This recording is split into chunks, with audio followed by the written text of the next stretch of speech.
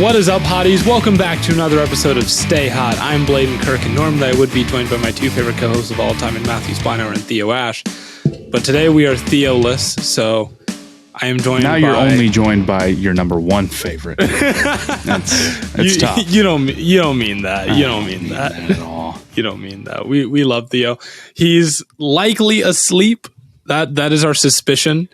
We noticed that he had a tweet at about 5:30 this morning, and that is the last tweet that we've seen from him. And we tried to call him, and we'll see. You never know. So I'm not. Well, hopefully he'll be able to join us at some point. Just have to hope for the best. But before we get into the NFL previewing Week 7 and talking about, of course, the NBA, because the season is here. Matt, I know you're super excited about that. But before we get into talking about all that good stuff, how are you today? I'm doing okay. I had a tough weekend last week. No Ohio State, no Cincinnati, both on a bye at the same time. And the Panthers did, brutal. But I wish they were. I mean, you never really win when you're watching the Carolina Panthers. No. So I'm going to the Ohio State game this weekend against Iowa, who I would suspect they're going to crush, right? Although last time they played Iowa, they did not beat them, if you remember. That was that 2017 or 2018? That was one of the dumb games they blew under I Urban remember Meyer it was that cost 2015 they blew Michigan State. Michigan State was the worst one because they brought everybody back from the 2014 team, and then they also blew one to Purdue. And they blew one. The one they blew to Iowa, I remember specifically Purdue. Jerome Baker making doing horrible coverage against tight ends, although he's been better in the NFL. But regardless, so I'm looking forward to that. Fair enough. What about you, Blaiden? How am I doing? How are you doing? I'm pretty good. I totally revamped my calendar so that I basically have clocked in everything I do in a day. So that's what I do. I have a big calendar. I have wake up 8 a.m. Wake up. Yeah, wake up is in my calendar, and then it depends on if I showered the night before, then maybe I don't shower in the morning. But it's get freshened up, eat breakfast. Are you more of a morning or night shower guy? It depends. If I'm coming from a night out, then I probably shower at night. Or if I went to the field or had basketball, I'll shower at night. But otherwise, I'll shower in the morning. If I did something and I'm I don't want to go to bed sweaty, I'll shower at night. Fair enough. The showering in the morning is a good way to wake up. I do enjoy that. It's a good way to start your day. Good way to start your day. Then I eat breakfast, clean my room a little bit. Then I make some TikToks. Then I go to class. So. Yeah, I've been trying to get back on the grind with TikTok a little bit. 3 a day is the goal. I admire. Do you follow Carter PCs? No. Okay, Carter PCs. I think he turned 17 this year. He's been posting 4 TikToks a day for 3 years now. No, this is elite takes, man. This is Nico. Oh my god, he'll make. It'll be the draft. He'll make 32 videos. He's nuts. It's ridiculous. I don't know how people I don't know how anyone could do it. But we're going to hop right in, previewing Week 7 of the NFL season, starting off with our game of the week before we do the Stay Hot Locks, and we'll explain the Stay Hot Locks. All right, there's 2 good games, I see. There's 2 good games. So you pick which one you want. I'll take the other one. How about that? Is one of the good games Seahawks Chargers? It is. All right, that's the one I'm going with. You love the Seahawks right now. I do. I want to say I'm a big Geno fan, and it's so stereotypical to pick the Chiefs. It's you get to watch Mahomes and and Kelsey, and those guys are always fun to watch. And we do have Kelsey in our fantasy team, but bro, give me Geno and DK and Lockett and Ken Walker. It's such an interesting game. It's such a fun offense. This is, it should be. I mean, the Seahawks do not have a particularly amazing defense, but the Chargers have been struggling a lot on offense just because they don't beat teams over the top. I mean, this is kind of the big problem that they've had. And we talked about this maybe last episode. It's like the Chargers kind of messed up. You had to, we did it on the live and stuff. Yeah. So it'll be interesting to see if they can really look dominant like they should against a defense that you should be able to dominate against. The other way around for the Seahawks, it's like Chargers run defense, at least as far as I have seen, is still not moving me. Although I guess, be wrong about that. But the Seahawks are a very good running team. And I'm a big Ken Walker fan. He's going to, people hated that pick when it happened. But, then all of a sudden you see him break 4 tackles on a run and you're like, yeah, man, for a second rounder, I don't care. Not too bad. It reminds me of when the Browns got Nick Chubb, and people weren't really hating it, but everyone wanted the Browns to take Saquon in the first, with the first overall pick, and then Nick Chubb's getting 3 carries, 100 yards against the Raiders, and it's just yeah, that's the guy. He's the spread on this game is 6.5. I think that's a little high. I don't really Chargers. That is really high. I would maybe I'm crazy, but I would bet the Seahawks to cover. I think so. I like the Chargers in this one, but I would bet the Seahawks to cover. The other thing is what's going to happen with J.C. Jackson, because it's rare you see. There's plenty of times where there are bad contracts in the NFL where you see okay, you sign a guy, he's good for a couple years. But then it's he's 29 years old or whatever, and then all of a sudden the fall off starts and you sign him to this big, huge contract. Right. And it's okay, we're in trouble. Here, he is getting benched against an offense that had not been that good in his sixth game? Game? And you've got him, he's making $20 million a year. It's 4 years, $82 million, something like that. It's a pretty decent amount of guaranteed money. They can't get out of this one for a while. So it's interesting to see. It's crazy because it brings up the question whether or not, I feel like this has been the case for a long time, where you should not trust any Belichick defensive free agent. Don't do it. It doesn't always work out. How many times Jamie Collins? Yes, this Belichick linebacker. Let me give you a huge contract. That is going to get you, man. That is not a good idea. This is the third time I can remember where it's just been a complete disaster.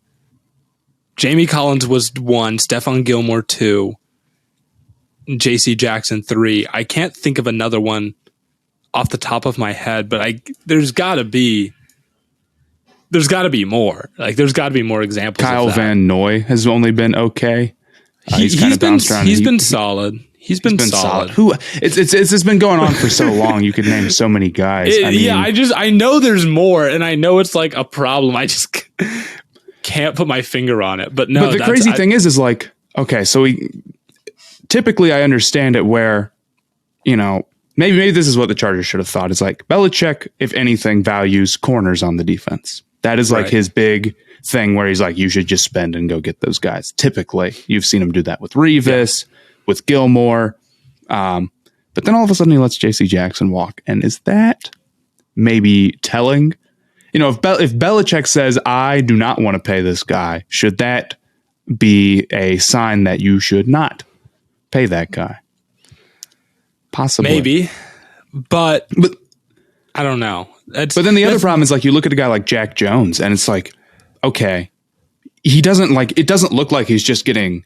Okay, well, Belichick just putting him in an easy position, not asking him to do much. He looks really good. Yeah.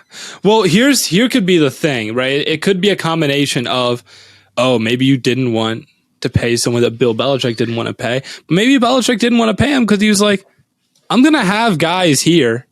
He's JC, you're good. You're a good player.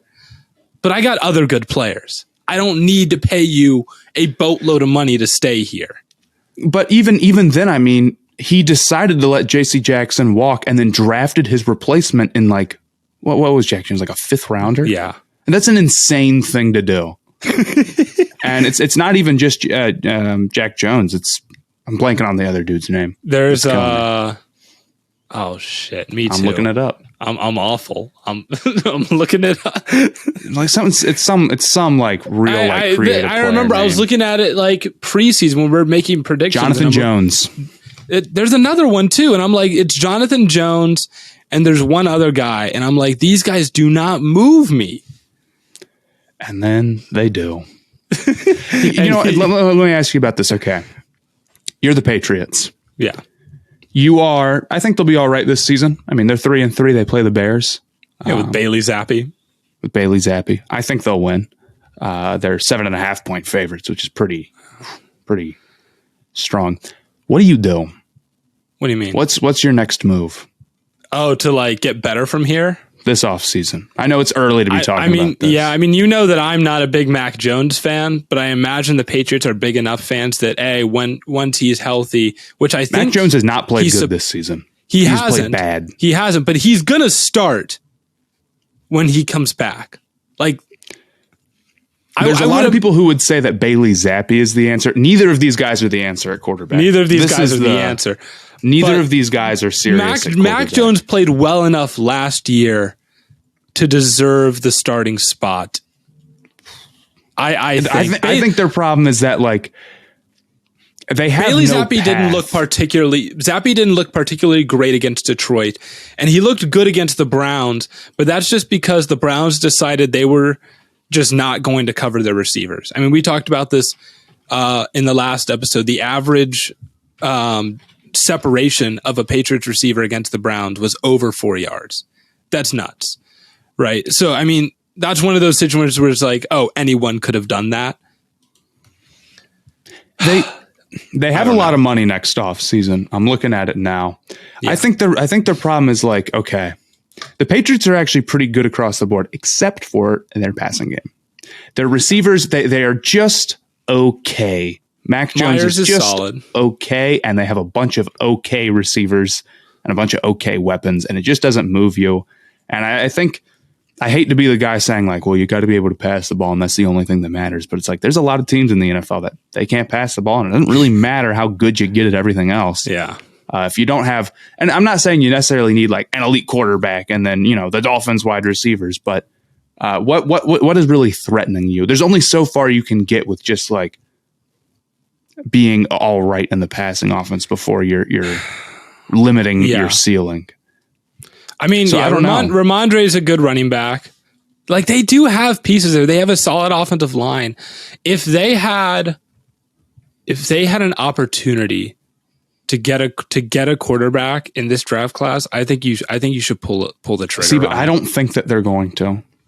Because they're going to be too good. Let's say they go 500 this year. Let's say they're picking 16th. I feel like that's about reasonable. Like, I'm not to give some bold prediction on how good the Patriots are going to be, but like somewhere around there, right? But who's gonna fall to you there? It's going to be like it would be like Will Rogers or like Levis maybe. I don't even know if Levis might go top 10. The problem is that like, okay, your odds of like just like your franchise quarterback, like a real game changer falling to you at 16 is next to nothing in the draft now.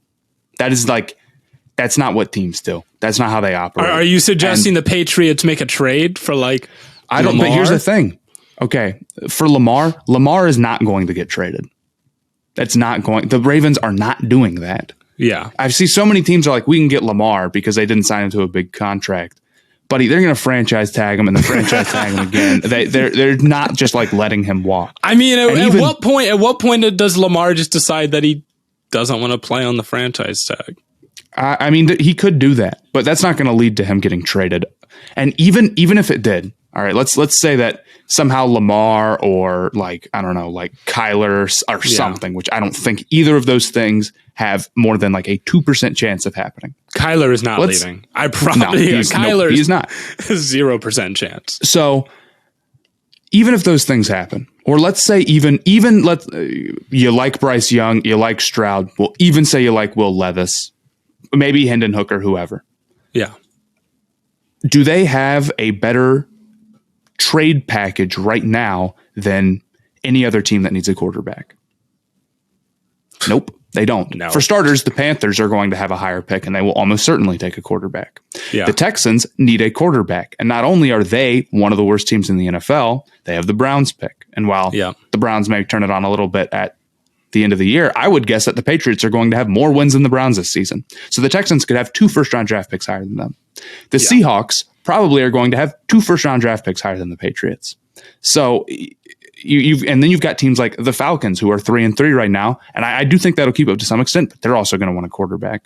Or there's a million other teams that could want a quarterback, and it's just with the Patriots, you just invested in the QB, and you've just invested in wide receiver too, and you're not that good there, and I feel like it's really tough for them to make a move. Yeah, the future of the Patriots is really weird. This is the first time. Because with Brady, when they had Brady, it was always just like, okay, we'll just reload, right? And I think they're still trying to do that. They're still just trying to, we'll just reload at corner. We'll just reload the offensive line, reload running backs. But all of that is just... I think they just missed on their skill positions. They missed on wide receiver and quarterback. They did invest in those positions, and the receivers are okay, but with how much they've given up to get the weapons they've gotten, it's not worth it. They spent the most money in free agency. And who was it on? Money. It's like Aguilar and Jacoby Myers. It's like the guys are like, Aguilar is okay. Devontae Parker is okay. They have Hunter Henry and Smith, who are getting paid a combined $31 million next offseason. And it's like, dude, damn. Yeah, I don't know what they do. And if there was a way that they could get one of those guys, and maybe there is enough quarterbacks where you take a shot on somebody. I like the arm talent of, off the top of my head, not even thinking that hard about it, 4 quarterbacks. Yeah. And maybe there just aren't that many,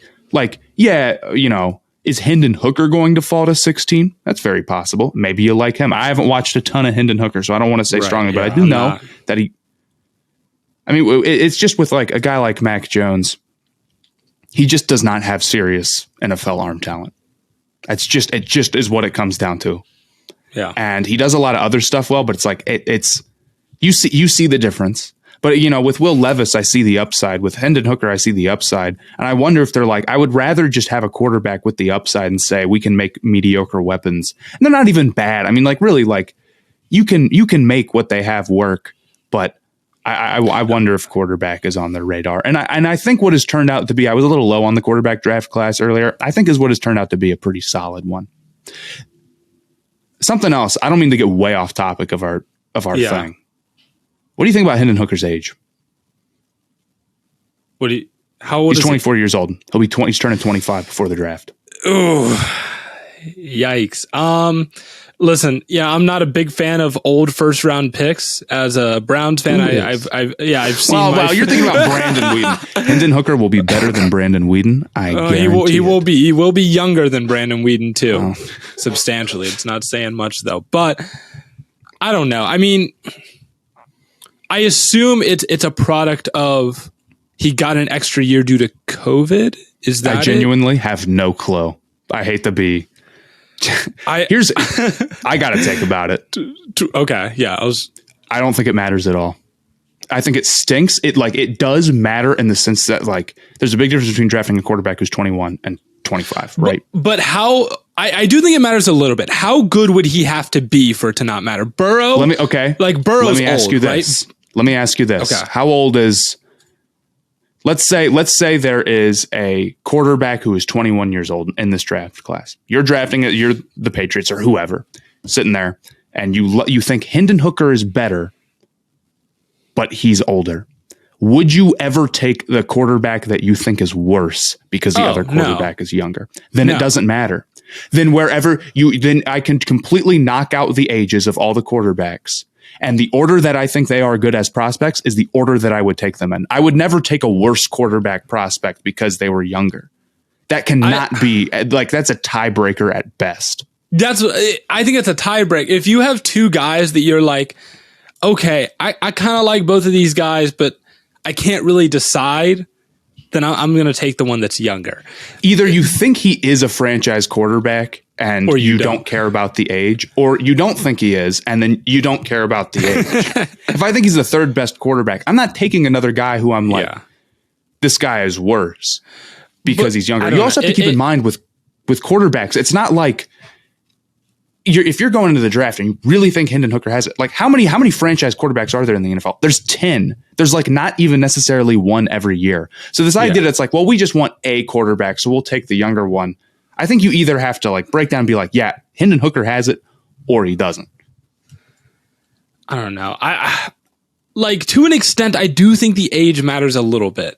If you're like, this guy would be like, this guy is good, but he could be great if I could give him like time to learn things. But I'm like, he might be a little bit too old to like build on some good habits, right? Because once you get to a certain point, like the habits that you have are kind of the habits that you have.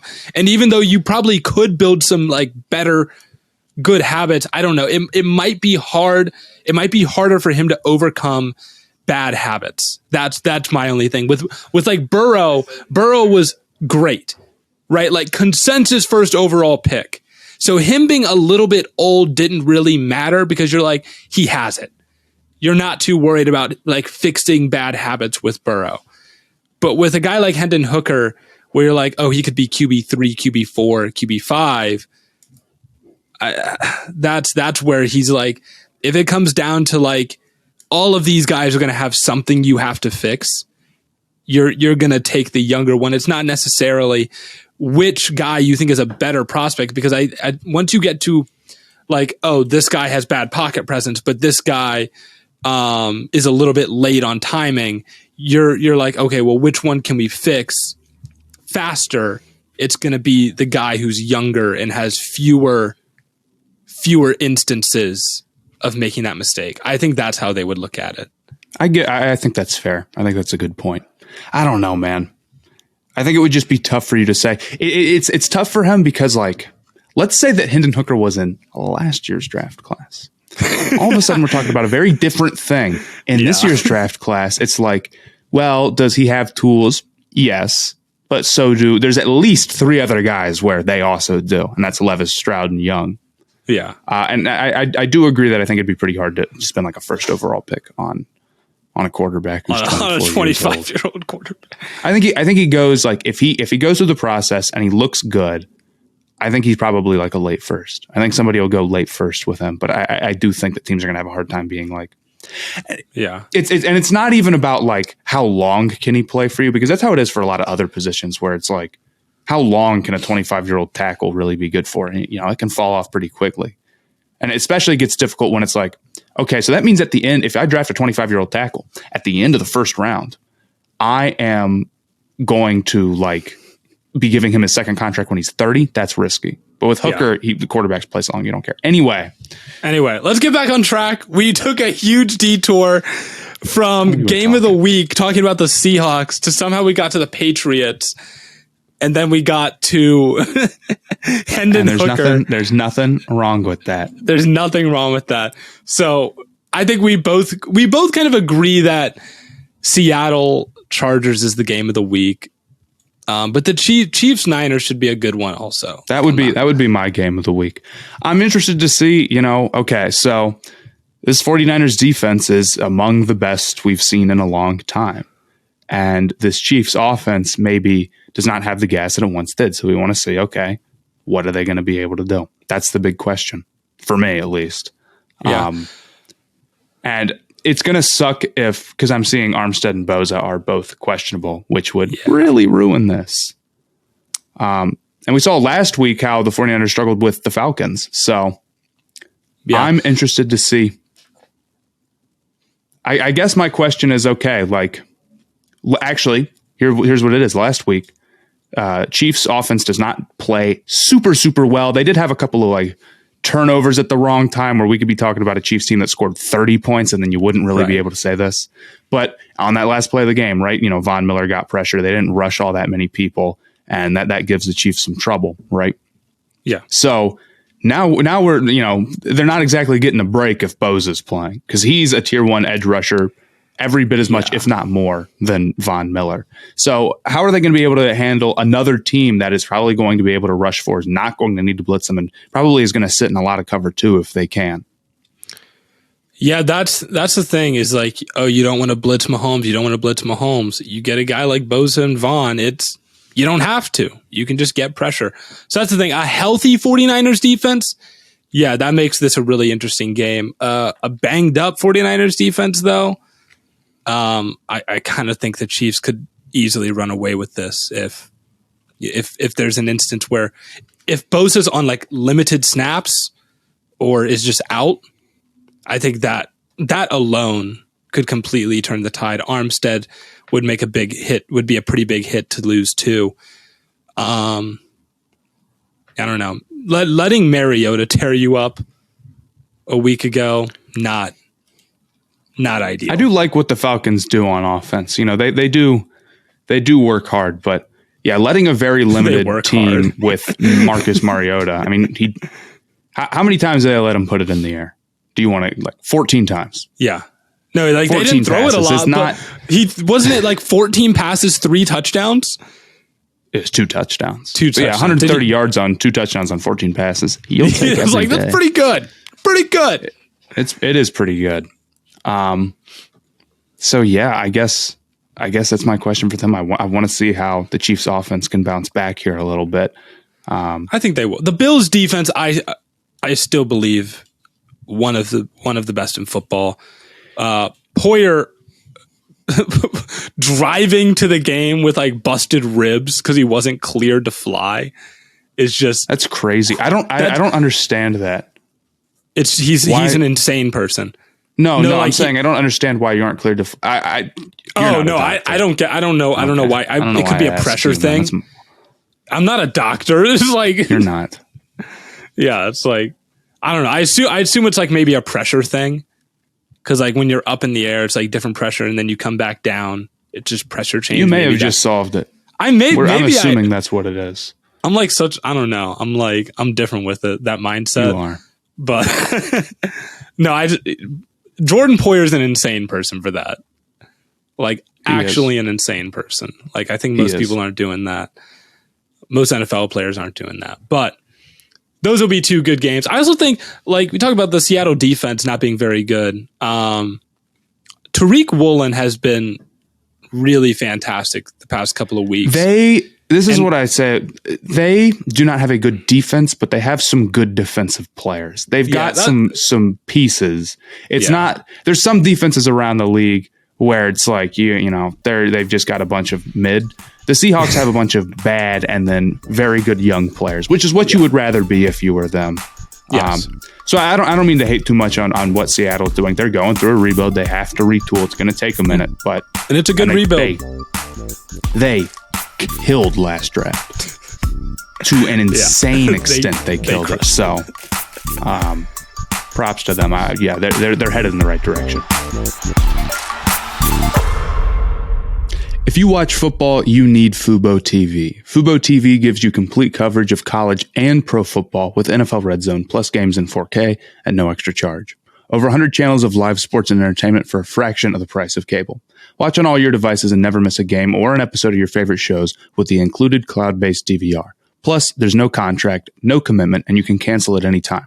Right now, you can try Fubo TV free for 7 days and get 15% off your first month. Just go to FuboTV.com/stayhot. That's FuboTV.com/stayhot. Oh my gosh. Look who decided to crawl out of bed and join us on this beautiful Wednesday afternoon. Theo Ash, how are you, man? Bad. I'm going to... Sometimes there are days where I'm like, why have I based my career and living around online? Because nothing can go right for me. My phone's been plugged in all night. Didn't charge, so alarm didn't go off for whatever reason.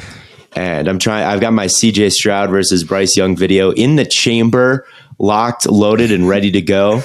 Trying to upload it off of iMovie.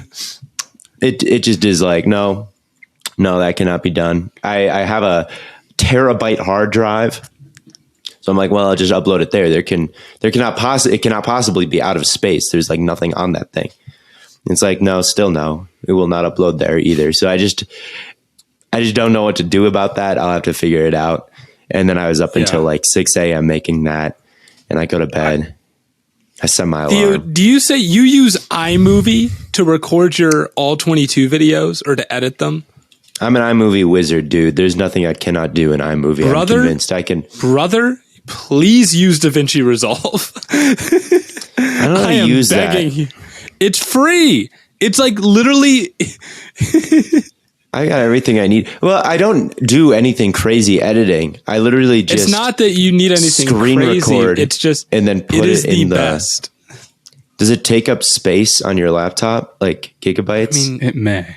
It may. Gigabytes. See, that's my problem. Is this laptop is running.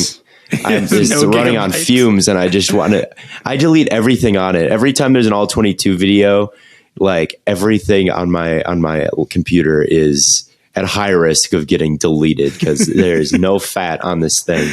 There is nothing that is not needed. And it sounds like your main problem is you need to buy a new computer. Or maybe you should get an external hard drive thing. He does. That's a great idea. He has one. He literally has. Sorry. People talk about road rage. The actual, like, far worse than road rage is when computer don't work. And there's no reason why. No computer reason. Tech rage is far, far more powerful of a force. I got hit with the old one. Really, I got hit with the old one too because the phone's not working either. So I missed our conversation about game of the week. I heard it was crazy. Really? We started what was with determined game of the week? Seahawks, Chargers, and Chiefs, Niners. But then we ended up getting into a conversation about the Patriots and their future. And then from there, we got into a conversation about Hendon Hooker being 25 by draft day. That really is crazy. He's going to end his rookie contract. He's going to be 30. His prime's going to be over. Yeah. That's wild. Or his prime will just be getting started. It happens. It happens. What are we talking about now? It's time for the Stay Hot Locks. Theo, you got back just in time for the Stay Hot Locks. For those that don't know what the Stay Hot Locks are, we each get to pick as many games as we want as teams that we guarantee teams are going to win. If any of the teams lose, though, we get 0 points for that week. For every team that wins, we get a point. But if any of our teams lose, 0 points for the week. If a team ties, very rare, but if it does happen, then you only you only get 0 points for that game. So it's like you never locked it in the first place. I think I explained that relatively well. So without further ado, I think Matt, you still have the first pick. Yes, I can't get Theo, a hit to save my life, but that changes this week. That changes this week. This is a hard week. What's the score? What's the score right now? It's 1 to 2 to 7. It's 1 to 2 to 7 still? to 2 to 7. And this is a hard week. We all lost. We all lost like right away. Luckily, the first pick is quite easy. I'm taking the Tampa Bay Buccaneers over the Carolina Panthers. The PJ Walker-led Carolina Panthers will not be defeating Tom Brady and the Buccaneers. As bad as the Buccaneers have looked the last few weeks, the Panthers' offense is just so pitiful. It does not matter. They won't even actually throw the ball past the line of scrimmage. And I think the Buccaneers' defense is a lot stronger than the Rams. And while you could look at that Rams game and sort of see a way that the Panthers find a way to win it, and it was a one-score game in the fourth quarter, they still ended up getting crushed by the end of it. And I think this game will be no different, even if the defense holds on for dear life as long as they can. Yeah. This is a tough week because there's only 3 good teams in the league, and 2 of them are on a bye this week. So there's no Eagles, there's no Bills. I'm going to take the Green Bay Packers over the Washington Commanders. Ooh. I think they rebound. Look, the reason the Packers lost the last 2 weeks is because they were playing the Giants and Jets, 2 teams that I've pushed agendas against. And the world hates me and wants to see me fail. So, of course, the Packers are going to lose to those 2 teams. Washington, no one is going to be mad at. no one is going to victory lap if Washington wins against the Packers. It's not going to be embarrassing for me if that happens. So the Packers will pull this one through, all right, because it won't make me look bad. Yeah. Wait. Yeah. So, yeah, I think that Wentz is terrible. Well, he's not even playing, is he? It's Heineke. It's Heineke. Wentz is... It's either Heineke or Howell. Can I ask you guys about that? Would you rather start Heineke or Howell? Sure. Who cares? That makes no difference. I just think that, like, if you're a bad team, right, you already have no hope. Why are you starting the guy that you already know about? And you're like, what are you trying to salvage here? Ron Rivera is trying not to get fired. I would guess that if Sam Howell has not solidly looked better than Heineke, then... And I think we also have to remember that Sam Howell was a 5th-round pick. Okay, this is not a 2nd-round pick or a 1st-round pick. This is someone who was drafted see what you have in 3rd. Maybe you have some juice there.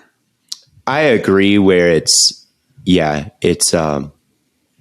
yes, you would like to see the rookie, but Matt is right that this is a if you lose the next 5 games, you lose your job. It doesn't matter what the rookie looks like. All right, you need to somehow pull something out of your ass. So you go with the quarterback you feel most confident in. And Heineke's not the worst backup in the world, but he's not good enough to beat the great Green Bay Packers. So I'll lock them because there's never not that many teams. Theo never locks his own team. So he's feeling good about this one. I'm feeling good. My first lock is going to be the Dallas Cowboys over the Detroit Lions.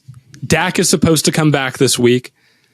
Yeah, I don't think anything else needs to be said. This defense is out of this world right now.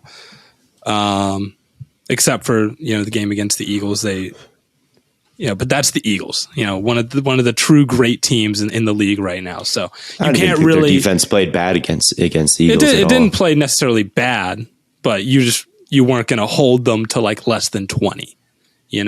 But you can hold the Lions to less than 20. You absolutely can do that. And you can score on the Lions defense. I mean, they were winning games with Cooper Rush at quarterback against better defenses than the Lions. So they can certainly win. They can certainly have a great offensive day with Dak Prescott against this Detroit Lions defense. I've got a frog in my throat. God damn. The other team that I will lock, because it is back around on my pick, this feels risky for me. This feels risky, but I'm going to lock the Miami Dolphins against the Steelers. You get Tua back. You got a little bit of chemistry with like two in Waddle and two in Tyreek. Those guys are at least comfortable playing together at this point. We've seen them go off against Baltimore and the Bills. I think they can. I think they can put the Steelers kind of away, especially after what we saw the Bills do to them last week. And the Dolphins have a good defense. Like they can get work in. If they don't, we're going to have a conversation about the Dolphins. Because the Steelers are bad. Yeah, the Steelers are no good. 4 straight games. I mean, they have one passing touchdown now to a receiver. Is that right? Yes. Yeah, I don't think it's a bad pick. I'm going to take New England over Chicago. Yeah, that would be my next one. I do think New England has figured a little something out over the past couple of weeks. Like I've said in the past couple of episodes, I think they're going to go on a little bit of a tear in the middle of the season. There's more play action now. There's easier looks now. The play calling has gotten into a little bit of a groove. Will they beat a playoff team? I don't know. But can they beat the Bears? Yeah. I do think so. They've got the defense to shut down Justin Fields and hold him to under, 20 points. That's for sure. And I do trust this offense a little bit with the way they've looked the last 2 weeks and the way the wide receivers have played and the offensive line and all that to give Zappy an opportunity. Yeah. Well, I think that having the first pick in this is maybe not an advantage. When you need to make a comeback, when you need to pick a lot of things and all, your second one is like the 6th game, Well, maybe But- if you're still down next week, which I guess, like, if you're still behind no, me, you can pick your location. Maybe that would be it. But adjustment. I don't want to change the rules in the middle of the thing. I'm just saying this has been tough. I'm going to go with the Ravens over the Browns. I can't just pick one team. I can't do that. So I'm going to go with the Ravens over the Browns. Safe. I think the Ravens have looked a little weak the last few weeks, but I think the Browns defense is very pitiful. And I think the Ravens are going to tear it up. I don't think they're well equipped to deal with Lamar Jackson. And while, I don't think I'd be picking this game if I didn't need a second one, because I do think there's some, chance that the Ravens keep struggling. Of all the games left, like Saints, Cardinals, I'm not moved by this, or Colts, Titans. I'm not picking that. So I'll go with the Ravens. I'll trust Lamar Jackson. Would you like to pick a third, Matt? No, I'm all good. Yeah, the Ravens even last year beat the Browns twice. Do I have that correct? I I feel like the Browns have always struggled with Lamar's Ravens, like especially so. But I think the Browns play them without Lamar last year? Yes, in fact, the game that Lamar went down. Lamar. The game Lamar went down, I believe, was a Browns game that the Browns won. I think, now that I think about it. But yeah, I don't think that's a bad pick. I think all of these teams will win. They are all favorites. And I don't think they will be upset. Yes. Yeah. But Fair. we shall see. We shall see. It's a tough year to do these because there's no good NFL teams that you can reliably pick. all teams just are bad. It's like the Chiefs, the Bills, and the Eagles, and then just a complete and total mess behind them. So, yeah. Yep. Yeah. So no more locks for either of you? Nope. I might be risky again. Just for Do the it. hell of I it. want you to. All right. I'm going to lock the Raiders over the Texans. Josh Jacobs is on a tear. The Texans have an awful slew of linebackers, terrible run defense. I'm expecting Josh Jacobs to continue. He's my top fantasy performer expectation this week. So I'm going to roll with my guns and expect him to kind of carry the load and get them a win against Houston. Fair enough. I don't hate it. It's just they're 7-point favorites. So, it's Yeah. not Texans horrible odds. not good at football, I fear. So those are the Stay Hot locks then. I will once again be locking 3. Matt and Theo will each be taking 2. That being said, let's talk about some basketball, starting off with our NBA tip of the day, brought to you by our good friends over at AG1, the best way to start your day. Look, it's no secret I care about my health. How else could I keep up this killer physique? Well, let me tell you about a product that I use every single day. I started taking AG1, just to help stay looking good, be dominating my basketball class, simple things like that. But, between spending time with my friends, doing schoolwork, and watching sports, it's important to keep my body healthy and at peak health. With just 1 scoop of AG1, you're getting 75 high-quality vitamins, minerals, whole food sourced ingredients, probiotics, and adaptogens to help start your day the right way. This delicious blend of ingredients supports gut health, boosts your immune system, nervous system, energy, recovery, focus, and even aging.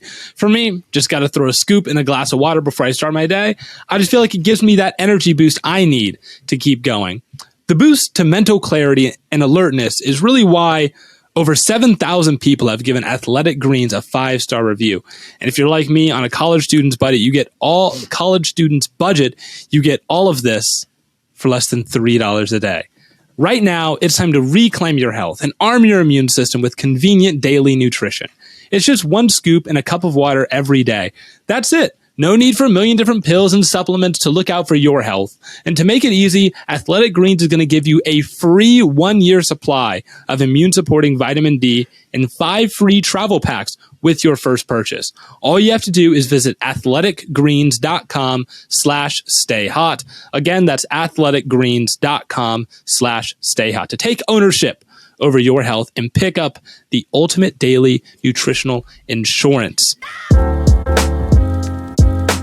I think we start off with the NBA tip of the day, and that is a player to watch out for tomorrow. So we're recording this for you all on Wednesday, but by the time you're hearing this, it'll be Thursday. So I guess it would be today for those. But the problem is that pretty much every NBA player plays tonight. Pretty much, they've got a full slate here. It's tough, but some people play Friday too. That's true. But Matt, who's our NBA player to watch out for? I think the big guy to watch is Kawhi Leonard. I hate to be a little basic about it, but oh my God, when's the last? This is, I mean, arguably a top 5 player in the NBA when he's healthy, and he hasn't played in ages. And all of a sudden, we're going to see this new look Clippers team, and they're essentially who they were a few seasons ago when both him and Paul George were healthy. But I thought Norman Powell was a big addition, and now all of a sudden you've got John Wall. So I think seeing exactly where Kawhi Leonard is a player, because he keeps getting hurt and he keeps coming back, and it's like, okay, he's still really great. Is that going to keep being the case? And if so, for how long? So that's who I'm watching for. I think that's one of the more exciting players. Theo, you're a big Clippers supporter right now. You're probably going to pick them. They're my finals. They're my finals team. Yeah.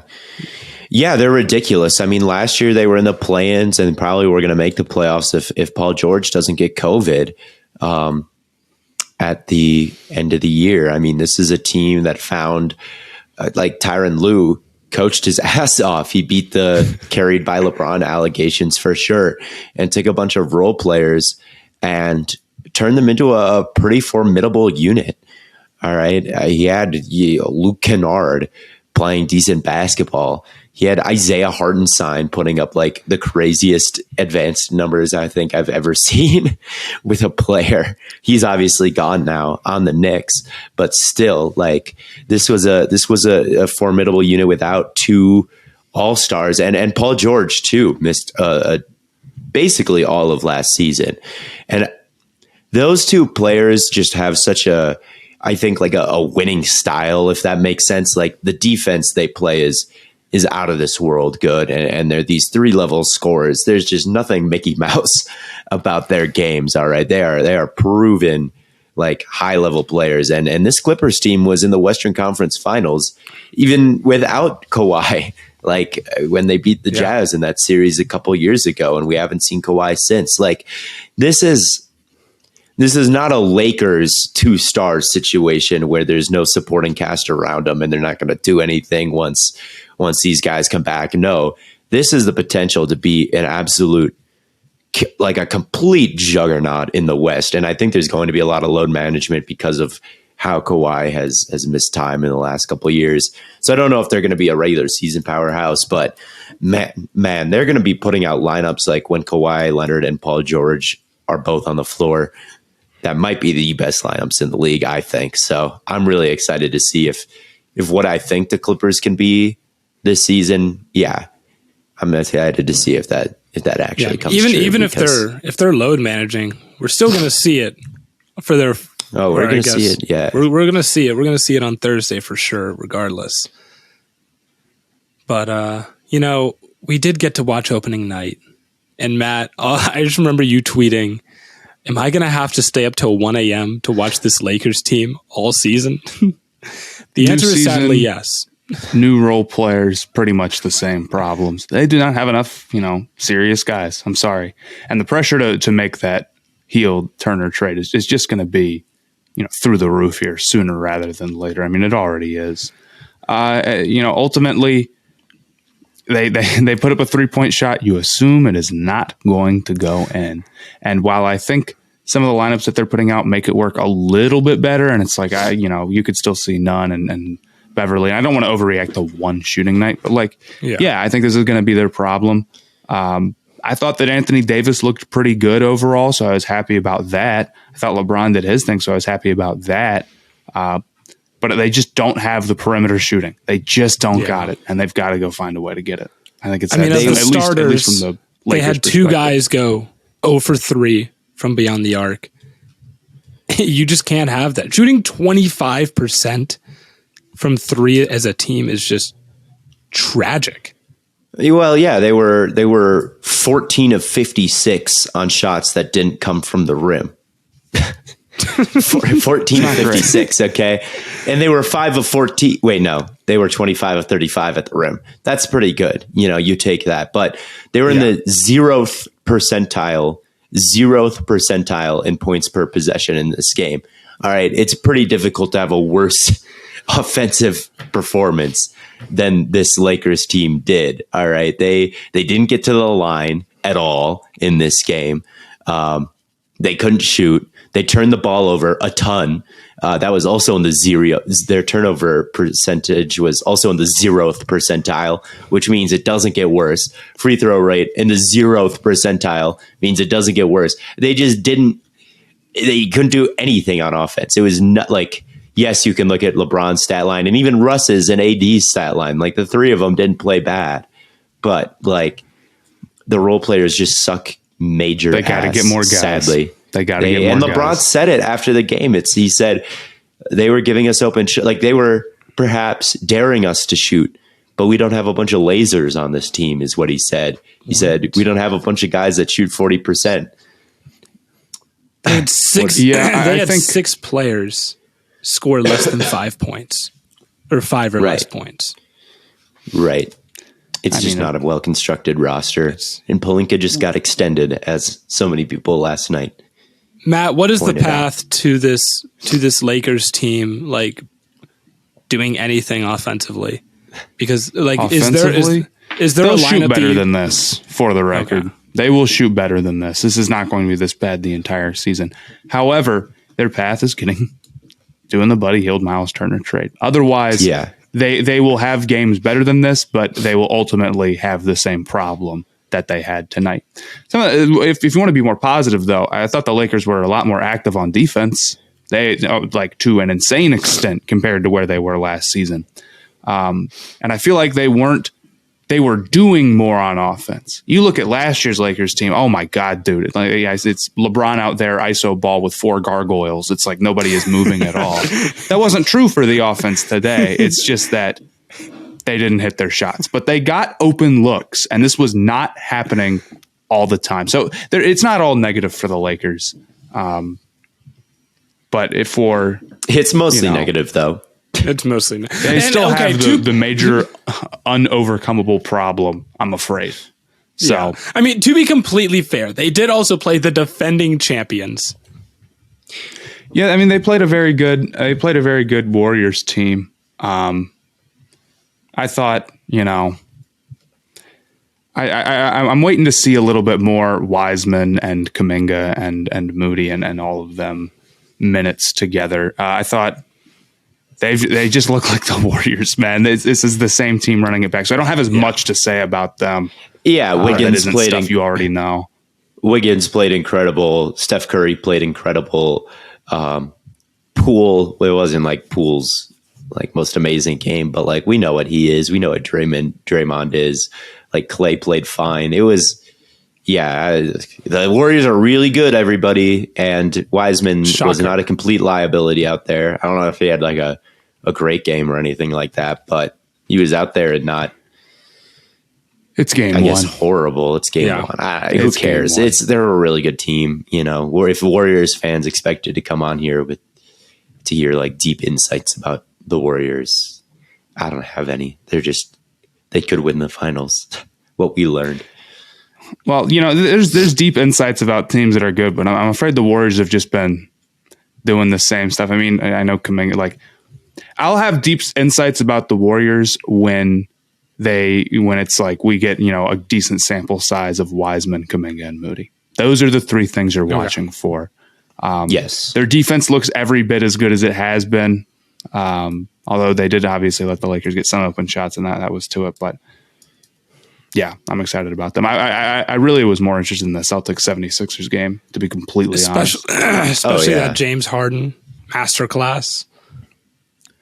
I'll say this if we want to move into that game. I thought that the number one most important thing, if you're the 76ers starting to talk about the losing team again, but was not winning the game. It was James Harden looking good. You can take a regular season loss. You can't take Harden looking slow out there. And I thought mostly he was very good.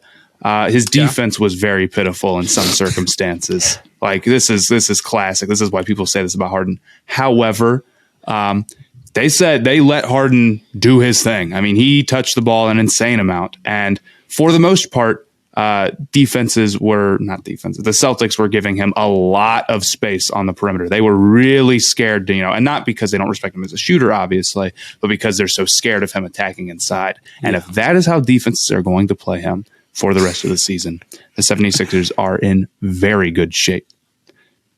Now, you do really want to see him get to the rim, and he had a couple questionable times where he'd get some space off the pick and roll and he didn't put it up. But eventually he got, a little bit later in the game, he had a couple nice floaters that went in for him. But that was my big takeaway from the game. Yeah, I mean, he nailed some crazy threes, some and one threes, drew a bunch of fouls. I don't know how many behind the back passes he had.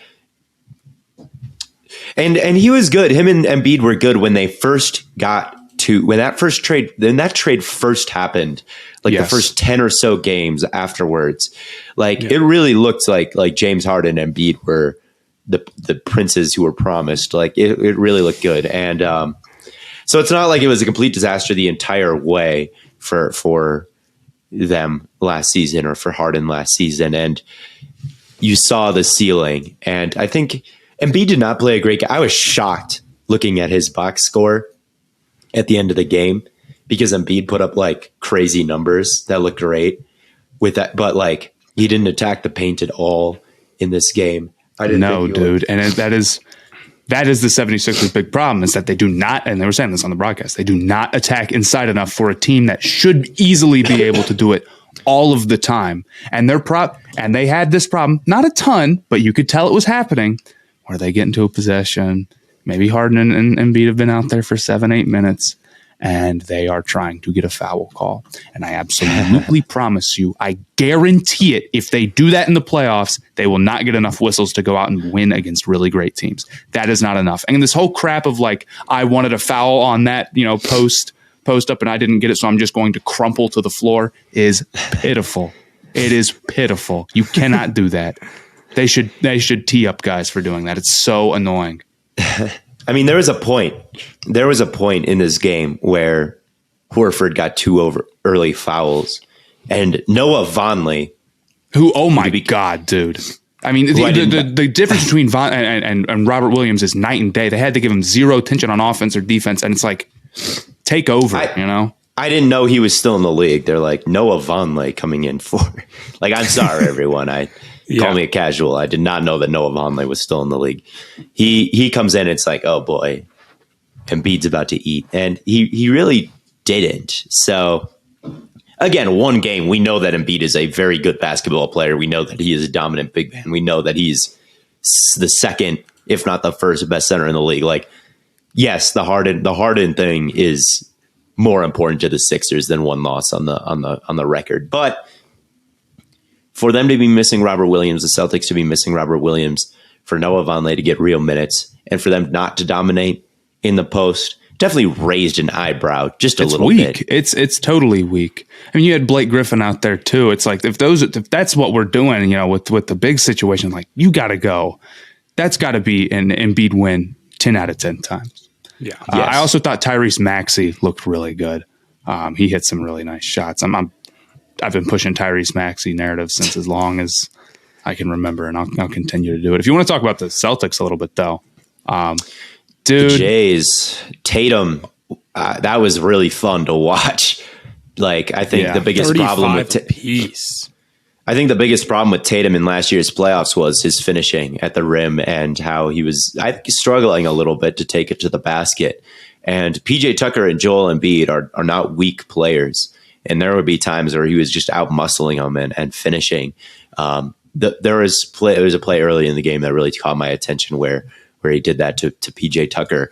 And I mean, he was amazing defensively. He had the big block. He looked strong, even stronger as he has, I think, year in and year out. He always gets a little bit stronger every year. And that was my first takeaway is man, that was crazy, Tatum. That was crazy. And Jaylen Brown poured in 35 as well. So, yeah, you got to be pretty happy if you're a Celtics fan. Yeah, and I thought the defense just looked so strong even without Williams, and it's like it's not that they didn't obviously miss Williams, because I mean I really thought on the offensive end it's just like Embiid was just completely like leaving him alone in the paint. He didn't care, and he had this one block where he came back and he had given him a ton of space, and it didn't matter because it wasn't Robert Williams. And despite having Embiid feel like he could give a lot of space to the guy in the dunker's spot, they were still able to get it done on offense. Defensively, they still did a great job. I mean, Tatum is just he is such a strong defender. I think he has a very good shot to make an All-NBA defensive team this year. He's that level of guy. So I was super impressed by the Celtics. And then Malcolm Brogdon looked like the guy that you traded for. He is, I saw some people saying, he's a perfect fit. And it's like, Malcolm Brogdon's the type of guy where it's like, he's not going to not fit on any team. And he's a big addition for a point guard for a team that need a little bit more playmaking. So very good. Yeah, I think it's so funny that Marcus Smart won Defensive Player of the Year, and then you watch the Celtics, and you're like, there are better defenders than Marcus Smart on this team, and there are bigger guys. I said this last year. Yeah, there are bigger guys. There's longer guys. There's there might not be more active guys because Marcus Smart is like his motor runs hot. That is for sure. Yeah. But man, I would rather put Tatum on the top guy from the other team than Marcus Smart. And there's a couple players on the Celtics that might be true for. They've got 4 Defensive Player of the Year candidates. It's so funny. But yeah, I'm not too worried about either. I think that these teams are two that could certainly be there towards the end of the Eastern Conference. So with Harden looking like that, Embiid is going to play better, even though he had a great stat line. It is such a deceiving stat line, I think, in this 15 game. 15 boards, 26 points. Yeah, it's 50%. Yes, okay. I don't know how he ended with a game where he played great when he just did not enforce his will at any point, and it was always a little bit frustrating in this one. But it's because of his gravity, actually. Yeah, it was James Harden's gravity, actually. Oh, one other thing. The Montrezl Harrell signing is looking completely unserious. I think that is not. He played not a serious. Didn't he play the least amount of minutes? I'm looking at the box score now. He had 11. Dude, he's just I get it. A few years ago, he's an energy guy off the bench, but ultimately, he is just not a strong defender. Putting him out there at the 5 is you're just asking for trouble. Hey, I mean, it's as simple as that. Him and Harden were the only guys to have a positive plus minus in 11 minutes. Yeah, it's 11 minutes. Slightly noisy, I'm afraid. Yes, but yes. Outside of that, that's all I had for those games. Yeah, that's all I have as well. Yeah, to Celtics, I thought maybe the new coach would be a detriment, especially in a game without Robert Williams. You're playing Joel Embiid, and immediately putting Vonleh in, and Horford had the 2 fouls, and already you're putting Vonleh out. I was like, I don't know if I would do that. I think Embiid will torch you, and it didn't happen. So good for the young man who is coaching the Celtics, that he was able to prevent that from happening, the Embiid masterclass in the paint. So, yeah, all good things. All good basketball. Tonight, the real teams play. I was about to say, Theo, you're about to watch the Suns play the Mavericks. That's a really good first game. The revenge game. The Suns are winning this one, sadly. The Mavericks... I think the Mavericks are on fraud watch. Sorry, Luka. I think Luka is one of the best basketball players, if not the best basketball players in the entire world. But I look at that roster. Sadly, I'm not moved. Okay. I do not think that they have the second star or the firepower to be really serious in the West. And I think the Suns, they know how to play Chris Paul has not forgotten how to play basketball. I think coming in fresh, I always think Chris at the end of the season, he's so old and it's such a grind that he's not in his peak condition by the playoffs, and that's why he's always getting hurt recently, really even more than recently, I guess. But I think opening day, Chris Paul, I think we're going to see some beautiful basketball by the Suns. And I think and like Maxi Kleber, like he's good. And Dinwiddie is, maybe he can step up and be Brunson too. Like it's not a horrible roster, but I do think the Suns still look better on paper. I do still think the Suns look better on paper. And it did get taken to 7. The Suns did, it's not like they got swept by the Mavericks. They were evenly matched last year. And I think like the Mavericks arguably got worse and the Suns stayed the same.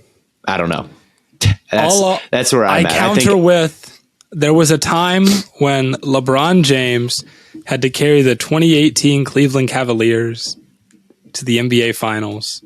Luka, it's time for Luka. It's time for Luka to be the chosen one. He might be, but he ain't LeBron in 2018. He doesn't have that kind of athleticism. LeBron in 2018 is the best basketball player I've ever seen. So yeah, we'll see. We'll see. I mean, maybe.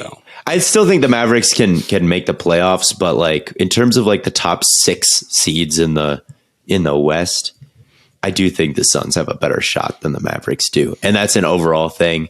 I think that hopefully we see a more an angry Ayton, someone who has learned from his mistakes and is benching the last time we saw him in a Suns uniform and is a little bit more aggressive in the paint, which he hasn't been for long stretches in his career, but I'm hoping he can do it for the opening game here. And there'll be opportunity. I mean, Christian Wood can't defend. Like if there's ever that matchup, go 8 and go, I suppose. I don't know. I'm feeling all right about the Suns tonight. I think everyone is fading them. Everyone thinks they're going to fall off. I mean, they're favorites. They are favorites, but they're not public. They're not public perception. They're not Twitter favorites, I fear. And that's what I care about more. Fair enough. Matt, I would ask you if you're going to watch the Hornets play the Spurs, but I'll watch them for a little bit. The game starts at like 11. Does it? Or something like horrifying, unless I'm totally wrong. No. That Hornets game is 8. Okay, I was about to say, I don't know why I had the times and stuff. I thought I was on the wrong time zones. Anyway, yeah, I'm going to watch it. They're just going to be bad. I don't want to talk too much about these games because they're going to be over by the time this podcast comes out is the only thing. I guess that's fair. So my prediction of the Hornets will probably be bad this season. I feel pretty strongly about it. Ranted about them for 3 minutes on TikTok. They make me so mad. But it's okay. Yeah, I'm not. Then on rooting Friday, for you them, guys though. get to play the Pelicans. They will lose that game. Good Lord. Mason Plumlee, Zion Williamson. Yeah, man. That's going to be ugly quickly. Valid. I think it's okay. Yes. I don't know. Is that the Pelicans' first game on Friday? Or is that their debut? Maybe. No, they play today. Yeah. Okay. They play the Nets today. That'll be a great game. I guess to have a larger conversation about the Pelicans and what Zion is, he seems to have slimmed down a decent amount, and that's good. Zion. In shape Zion a little bit. And I do wonder like exactly what role he's going to play, like just how ball dominant he's going to be, how much he's going to have the basketball in a world like, are they going to add him in and he's going to get his impact mostly in transition or putbacks, cleanups? Like obviously he's someone who can get a ton of points doing that. Or is he going to be someone that they really run stuff for at the expense of Brandon Ingram with the ball in his hands or CJ McCollum with the ball in his hands? Like, I just wonder what his usage rate is going to be. Matt, I don't know if you have any predictions on what, I think it'll look a little Zion's role is going to be in this offense. What it has been before. He's dominant doing what he has done before. I would suspect he's going to be on a minutes restriction. In fact, I bet you could look it up and it would say that that's the case. But I don't think they're going to like shy away from giving him the ball because at that point, I mean, it's like, what's the point of having the player? You know, I understand you want to keep him healthy, but at some point, it's like, okay, well, we're not going to let him in the post, though. Well, you know, you got to do what you got to do a little bit. But maybe they more heavily lean on Ingram and McCollum until they feel safe about Zion and he's off that restriction.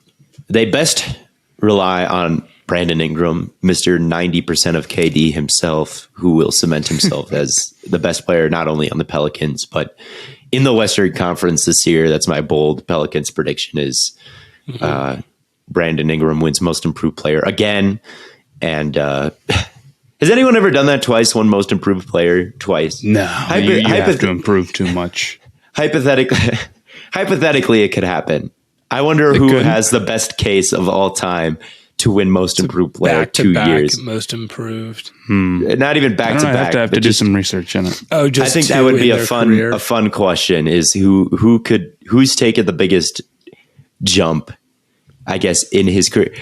I wonder if Jokic could ever have done that, because Jokic started as a late second round pick and now he's a 2-time MVP.